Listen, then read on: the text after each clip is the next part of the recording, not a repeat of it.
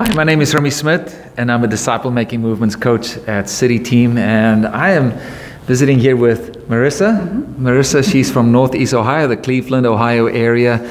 And Marissa, tell us your story. How did you get on this Disciple Making Movements? How did your DMM journey start?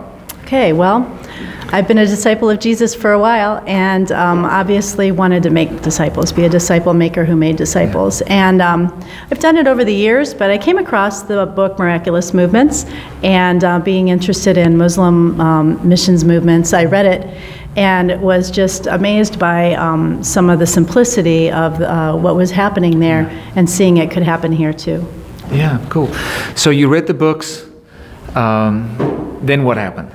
Well, I found Contagious Disciple Making book. I found it and I thought, you know, I'm gonna just start doing it. So I read the book, started doing it in various groups. I've done it in women's groups. Our pastor had asked if I could help them out with some disciple making within the church, so we did it through Sunday school classes, life groups, and primarily we've seen the most movement in our Hispanic community, cross-culturally. So. Great. Yeah. So what kind of things, can you maybe share a story? Yes, we have. We've discovered persons of peace, whether it be in a homeless community or whether it's been in our Hispanic community. It just seems to be the people that draw a lot of people to them, just through hospitality, through love, through being a good neighbor, period. And many of these haven't been believers in Jesus to begin with. Wow. Yet as they're in our groups and they come to Christ and just kind of grow in the journey along with the people that have been hanging around them. So it's been like an insider movement, really. Wow, fantastic. Yeah. And how many people are on this journey with you? Well, we started out with an initial group in the Sunday school class, I would say, of anywhere from 12 to 15 people. And from that, in 1 year, we had 8 different groups. Begin from that. And so anything from, like I said, other Sunday school classes or life groups to groups in the community, the bilingual Bible studies, Church on the Square, which is our homeless kind of ministry. And it's just kind of multiplied. Women's groups, various ones. Some are small, like 1 or 2 or 3 other people, and others are as big as 19 people in a group. And what's your vision for this area? Where would you... Oh, for Northeast Ohio, we got big vision. So we've got big vision because there's so much coming here. The Lord has been doing all kinds of things besides, we've had crazy national events like the Republican Convention, like the Gay Olympics, like things like that, just drawing people from all over the world.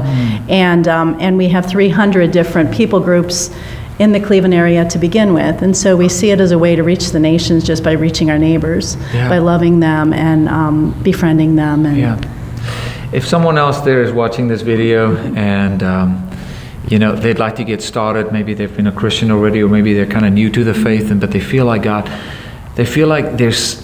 God can use, and they want to be more used by God to be more productive in helping others also discover God. What advice do you have for them?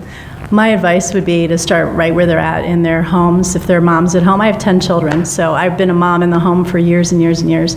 And much of what started disciple making was in my neighborhood, and the moms and the children in our neighborhood. And from there, those have been the long-term disciples that have made disciples over time. So I'd say if it's a workplace, start there.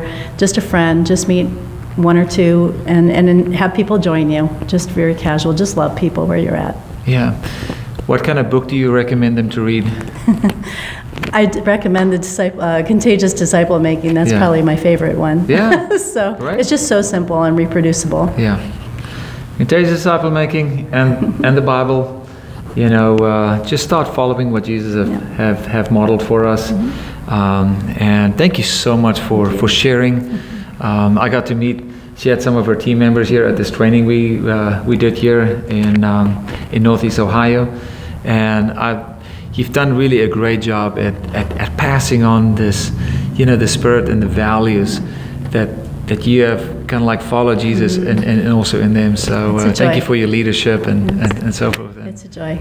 It really is. Yep. No greater joy than seeing that your children walk in truth, spiritual and biological both. So. Praise God. Thanks, Marissa. All right.